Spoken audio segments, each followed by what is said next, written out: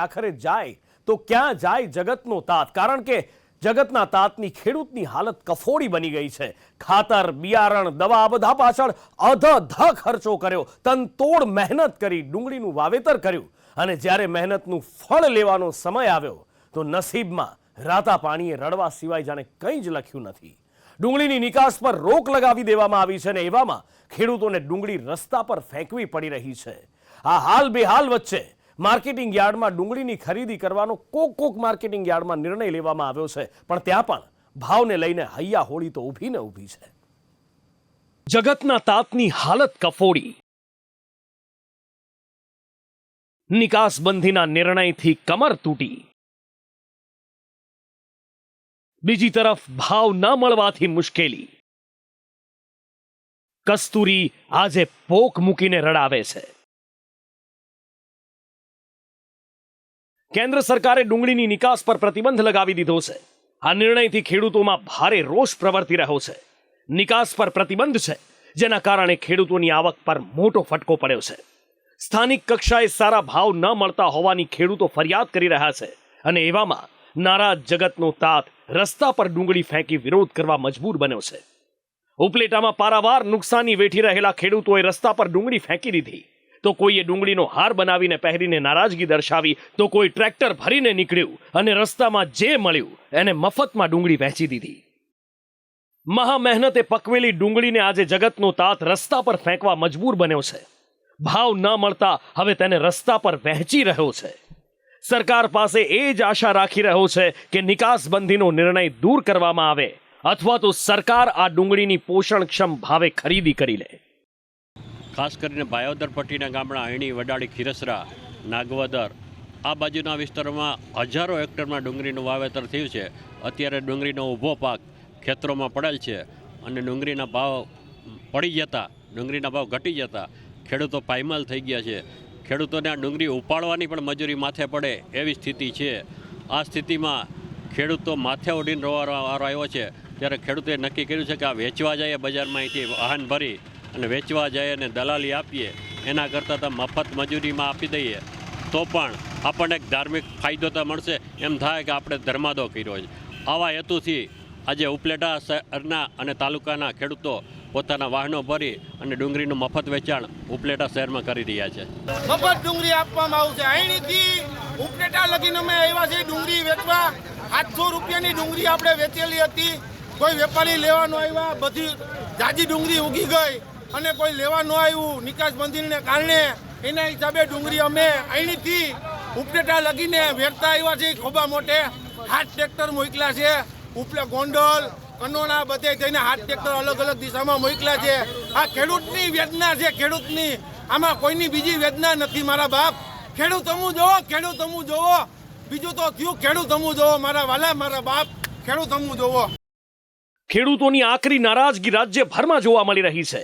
ત્યારે તેને શાંત કરવા કોઈક માર્કેટિંગ યાર્ડમાં ડુંગળીની ખરીદી કરવામાં આવી રહી છે. ભારે વિરોધ વચ્ચે ગોંડલ માર્કેટ યાર્ડમાં ડુંગળીની હરાજી શરૂ કરવામાં આવી.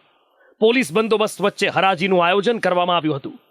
આ હરાજીમાં ડુંગળીનો ભાવ પ્રતિમણ 51 રૂપિયાથી લઈ 481 રૂપિયા સુધી બોલાયો. હાલ જે માલ સ્ટોકમાં પડ્યો છે એની હરાજી કરવામાં આવશે અને એ પછી નવી આવક લેવામાં આવશે. નિકાસ પ્રતિબંધને લીધે ડુંગળીનો ભાવ નીચો જતા ખેડૂતો દ્વારા હોબાળો કરી અને ડુંગળીની હરાજી બંધ કરવામાં આવેલી હતી. જે 2 દિવસ સુધી ડુંગળીની હરાજી બંધ કરવામાં આવેલી હતી. 2 દિવસ બાદ આજ રોજ સવારના વેપારીઓ તથા ખેડૂત ભાઈઓ સાથે વાટાઘાટો બાદ ડુંગળીની હરાજી શરૂ કરવામાં આવેલી હતી અને રેગ્યુલર આજના દિવસે ડુંગળીની હરાજી ચાલુ છે.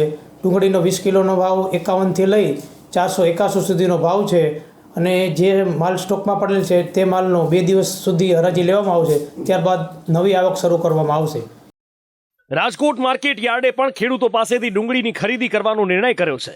અત્યારે માર્કેટિંગ યાર્ડમાં દૈનિક ધોરણે 100 ગાડીઓને જ એન્ટ્રી આપવામાં આવી રહી છે. ખેડૂતોને પૂરતા ભાવ મળે એ માટે આ નિર્ણય લેવામાં આવ્યો છે. બીજી તરફ ભાવનગરમાં પણ માર્કેટિંગ યાર્ડમાં નિકાસબંધીના વિરોધ વચ્ચે હરાજી કરવામાં આવી રહી છે. 4 દિવસ હરાજી બંધ રહ્યા બાદ હરાજી શરૂ કરવામાં આવી. યાર્ડમાં ડુંગળીની 25,000 ગુણીની આવક શરૂ થઈ.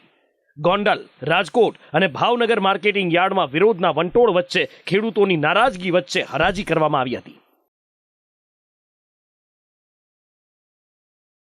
બીજી તરફ મહુવા માર્કેટિંગ યાર્ડમાં ડુંગળીની નિકાસ બંધીના નિર્ણયનો ઉગ્ર વિરોધ કરવામાં આવ્યો. ખેડૂતો સાથે કોંગ્રેસના કાર્યકરો પણ વિરોધમાં જોડાયા. કોંગ્રેસના કાર્યકરોએ ગળે દોરડા નાખીને વિરોધ કર્યો હતો, પણ એ બાદ તેમની અટકાયત કરી લેવામાં આવી. ખેડૂતોને ડુંગળીના મણ દીઠ 140 થી 400 રૂપિયાનો ભાવ મળી રહ્યો છે. એટલે કે 1 કિલો ડુંગળી તેમને 7 થી 20 રૂપિયા સુધીમાં વેચવાનો વારો આવ્યો છે. યાર્ડમાં નીચા ભાવે ડુંગળી ખરીદવામાં આવી રહી છે. વેપારીઓ એવો આક્ષેપ કરી રહ્યા છે કે એમને માર્કેટિંગ યાર્ડમાંથી મોંઘા ભાવે ડુંગળી મળે છે. ખેડૂત જે ડુંગળી 7 રૂપિયામાં વેચે છે એ ગૃહિણીઓ 70 રૂપિયામાં ખરીદે છે. એક તરફના ખેડૂતોને ડુંગળીના ભાવ મળી રહ્યા છે, ને બીજી તરફ જનતાને સસ્તામાં ડુંગળી મળી રહી છે. ડુંગળીના ભાવ ઘટવાના બદલે રિટેલ માર્કેટમાં અત્યારે વધી રહ્યા છે. એ વાત સ્પષ્ટ રૂપે સાબિત કરે છે કે વચેટિયાઓ નફાખોરી કરે છે અને મધ્યમ વર્ગ અને જગતનો તાત પીસાઈ રહ્યો છે. એક તરફ ડુંગળીની નિકાસબંધીના કારણે ખેડૂતોની આવક બંધ છે, તો ગોંડલ માર્કેટ યાર્ડમાં લસણની મબલખ આવક થઈ રહી છે. યાર્ડમાં 70,000 કટ્ટાની આવક થઈ છે. વાહનોની 3 થી 4 કિલોમીટર સુધીની લાઈનો લાગેલી છે. 20 કિલોના 2,500 થી 3400 રૂપિયાના ભાવ બોલાઈ રહ્યા છે. ત્યારે જગતના તાતની આ સ્થિતિ છે કે ક્યારેક કોઈ પાક ખુશાલી અપાવે છે તો કોઈક પાક પોક મૂકીને રડવા મજબૂર કરી જાય છે. બ્યુરો રિપોર્ટ, સંદેશ ન્યૂઝ. ખેડૂતોની બીજી એક સમસ્યા, બીજા એક સંઘર્ષની, અને એ છે રાત્રે કરવી પડતી ખેતી અને પિયતની. કારણ કે ગુજરાત સરકારની કિસાન સૂર્યોદય યોજનાનો અનેક જિલ્લાઓમાં સૂર્યાસ્ત થઈ ગયો છે. આજનો એજન્ડામાં હવે વાત કરવી છે મેઘરજ તાલુકાના ખેડૂતોની. અરવલ્લી જિલ્લામાંથી જ કિસાન સૂર્યોદય યોજનાના બીજા તબક્કાની શરૂઆત કરાવવામાં આવી હતી, પણ કરમની કઠણાઈ તો જુઓ. આજે આ યોજનાનો લાભ આ જિલ્લાના ખેડૂતોને જ નથી મળી રહ્યો. રાત્રિના બદલે દિવસે વીજળીની માંગ સાથે ખેડૂતોએ ના છૂટકે હવે હલ્લાબોલ કરવો પડ્યો છે. જગતના તાતના હાલ બેહાલ. કડકડતી ઠંડીમાં રાત્રે ઉજાગરા. દિવસે વીજળીની વાત પોકળ સાબિત. સૂર્યોદય યોજના અહીં બની સૂર્યાસ્ત યોજના. 5 જાન્યુઆરી 2021.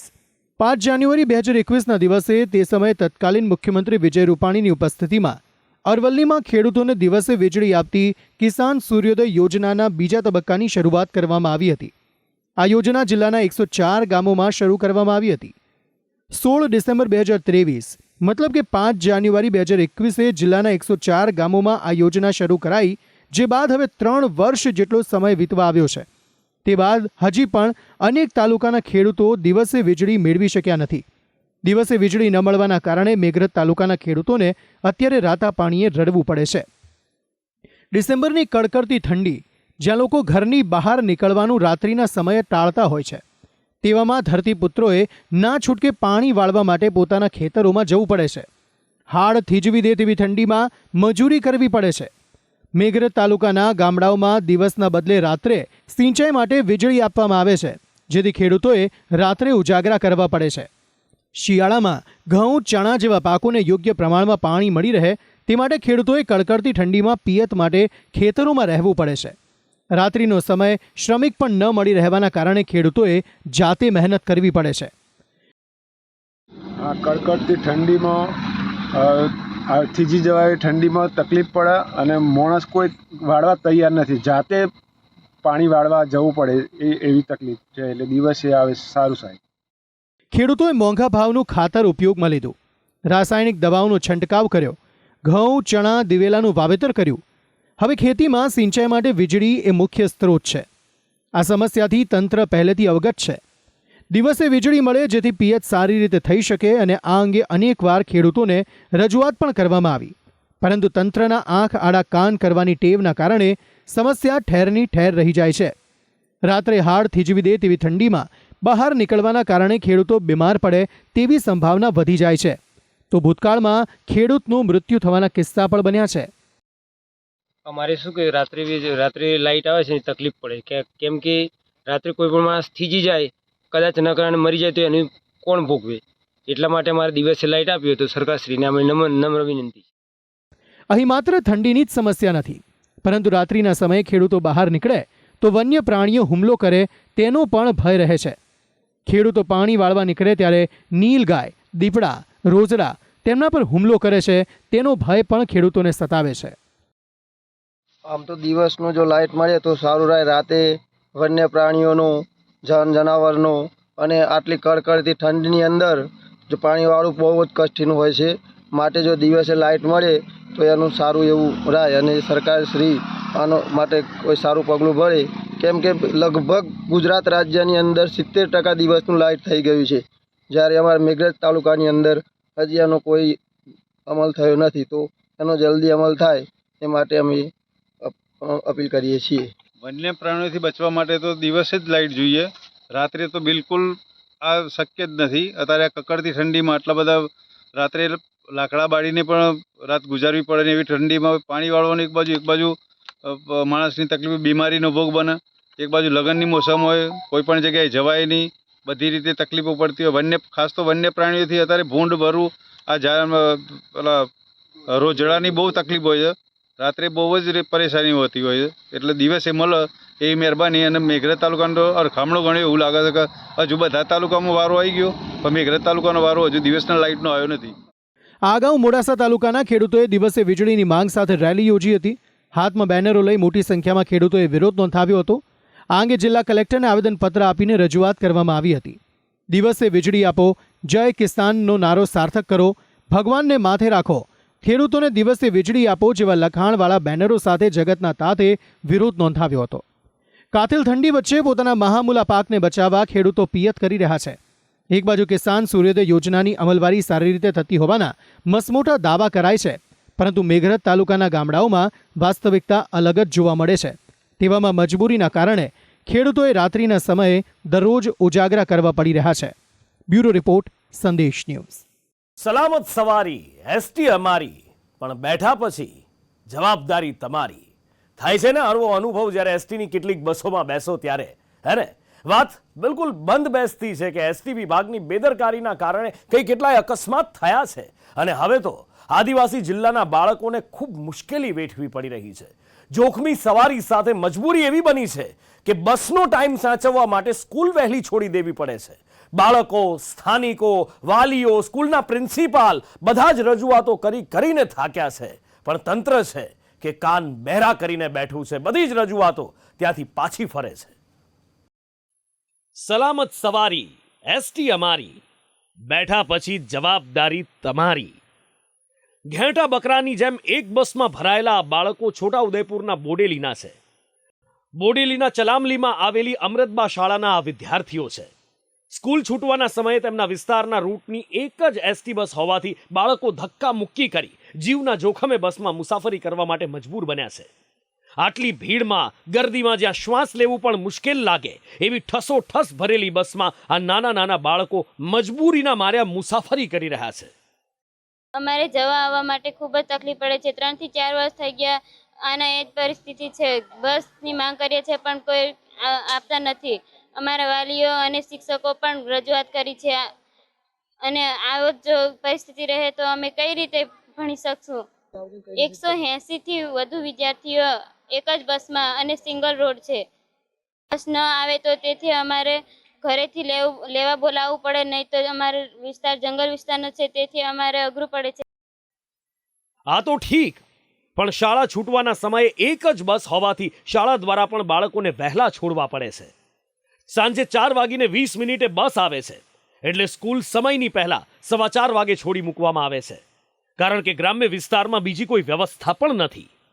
પ્રિન્સિપાલનું કહેવું છે કે આનાથી બાળકોના અભ્યાસ પર ખૂબ ખરાબ અસર પડી રહી છે અને એક બસમાં આટલા બાળકો લઈ જવા એ જોખમી તો છે જ.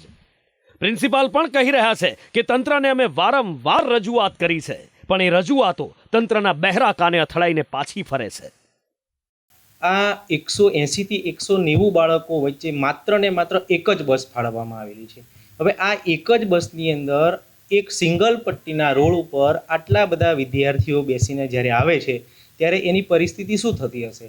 હું જ્યારે અહીંયા આવ્યો આ શાળાની અંદર, એ પહેલાં પણ અગાઉના આચાર્ય અને મેનેજમેન્ટે ઘણા બધા ડેપોની અંદર રજૂઆતો કરેલી છે, તેમ છતાં એનું કોઈ પરિણામ. આ તો થઈ વિદ્યાર્થીઓ અને પ્રિન્સિપાલની ચિંતા, પણ બાળકોના વાલીઓ અને સ્થાનિકોને બીજી એક ચિંતા પણ સતાવે છે. આ વિસ્તારમાં એક સાંકડું નાળું આવે છે જે ખૂબ જ જોખમી છે. તંત્રને લોકો કહીને થાક્યા, પણ નગરોળ તંત્ર નાળું રિપેર કરાવતું નથી. એવામાં જો આ વિદ્યાર્થીઓથી ખીચોખીચ ભરેલી બસ જોડે કોઈ દુર્ઘટના બને તો જવાબદારી કોની? મોરા ડુંગરી ગામે જે નાળું છે એ તૂટી ગયું છે, બિલકુલ સોકડી પરિસ્થિતિમાં છે. અને આ વિસ્તારના વિદ્યાર્થીઓ ચલામડી, બોડેલી, લીંડા ટેકરા ભણવા જાય છે, તો આ 150-200 વિદ્યાર્થી એક જ બસમાં બેસીને જાય. એ નાળું બિલકુલ સોકડું છે અને ના કરે નારાયણ અને એ બસ અહીંથી પલટી મારે સોકડા નારામાંથી, તો 200-150 વિદ્યાર્થીઓનું ભાવિ બિલકુલ જોખમમાં મુકાય. અને શાળામાં જતા બાળકો, પ્રિન્સિપાલ, સ્થાનિકો, સ્થાનિક નેતાઓ આ બધા જ વારંવાર રજૂઆત કરીને થાક્યા છે. સંદેશ ન્યૂઝે પણ બોડેલી ડેપો મેનેજર પાસેથી જાણકારી લેવાનો પ્રયત્ન કર્યો, પણ મેનેજરે કેમેરા સામે કંઈ પણ બોલવાથી ઇનકાર કરી દીધો. એની પણ મજબૂરી સમજી શકીએ છીએ, એને પણ નોકરી કરવાની છે, માટે આમાં એનો દોષ શું કાઢવો? પણ હા, આ એસટીની જોખમી મુસાફરીથી બાળકોના જીવ પર જોખમ તોળાય છે. હવે ક્યારે આ સમસ્યામાંથી મુક્તિ મળે છે અને બાળકો મોકળાશથી મુસાફરી કરી સમયસર અભ્યાસ પૂર્ણ કરીને નીકળી શકે છે, એ જોવાનું છે. છોટા ઉદયપુરથી સલમાન મેમણ સાથે બ્યુરો રિપોર્ટ, સંદેશ ન્યૂઝ. કહેવત છે ને કે લોભિયા હોય ત્યાં ધુતારા ભૂખે ના મરે, અને આ ફરી એકવાર સાચી સાબિત થતી દેખાઈ રહી છે. વિદેશ જવાની ઘેલછા ઘણીવાર એવી માથા ઉપર સવાર થઈ જાય છે કે સાચું ખોટું કોઈ જ રસ્તો સમજાતો નથી કે કયા રસ્તે જવું, અને ગેરમાર્ગે દોરાઈ જતા હોય છે લોકો, અને એમાં લેભાગુ એજન્ટોને જલસા પડી જતા હોય છે. પણ હવે આવા લેભાગુ એજન્ટો ઉપર તવાઈ આવી છે, ને એ પણ રાજ્યવ્યાપી, કારણ કે 17 સ્થળો પર દરોડા પાડવામાં આવ્યા અને ઘણી બધી સામગ્રી મળી આવી. વિદેશ જવાનો મોહ રાખનારા ચેતજો, લેભાગુ વિઝા એજન્ટથી બચીને રહેજો. બોગસ દસ્તાવેજોને આધારે ચલાવતા કૌભાંડ, રૂપિયા ખંખેરવા કર્યા મસમોટા કાંડ. રાજ્યમાં લાંબા સમયથી બોગસ દસ્તાવેજોને આધારે વિઝા આપવાનું કૌભાંડ ચાલી રહ્યું હતું, જેનો હવે પર્દાફાશ થયો છે. સીઆઈડી ક્રાઇમની ટીમે રાજ્યના 3 મહાનગરોમાં 17 સ્થળો ઉપર દરોડાની કાર્યવાહીમાં સપાટો બોલાવ્યો છે. રાજ્યમાં વિઝા એજન્ટ પર ગુપ્ત રીતે ઓપરેશન પાર પાડવામાં આવ્યું. સીઆઈડી ક્રાઇમની ટીમને કાર્યવાહી દરમિયાન ઘણી વાંધાજનક વસ્તુઓ અને દસ્તાવેજ મળી આવ્યા. છેલ્લા કેટલાય સમયથી ગુજરાતમાંથી ગેરકાયદેસર રીતે વિદેશ જવા ઈચ્છતા લોકોને નકલી પાસપોર્ટ અને નકલી દસ્તાવેજો બનાવી આપી રહ્યા છે, ત્યારે આ નકલખોરો પર રાજ્ય સરકારે ગાળિયો કસ્યો છે. સીઆઈડી ક્રાઇમની ટીમે અમદાવાદ અને ગાંધીનગરમાં કુલ 8 સ્થળો ઉપર તપાસ કરી, તો વડોદરામાં એક સ્થળે દરોડા પાડવામાં આવ્યા. રાજ્યના પાટનગર, ગાંધીનગરમાં ઇન્ફોસિટી, કુડાસણ, ચિલોડા અને સરગાસણમાં તપાસ કરવામાં આવી. અમદાવાદમાં મણિનગર, આંબાવાડી, નારણપુરા, નવરંગપુરા અને સોલામાં રેડ કરાઈ, તો વડોદરામાં ગેંડા સર્કલમાં તપાસ કરવામાં આવી. સીઆઈડી ક્રાઇમની ટીમે રાજ્યવ્યાપી કાર્યવાહી કરી છે. અમદાવાદ, વડોદરા અને ગાંધીનગરમાં દરોડા પાડવામાં આવ્યા છે.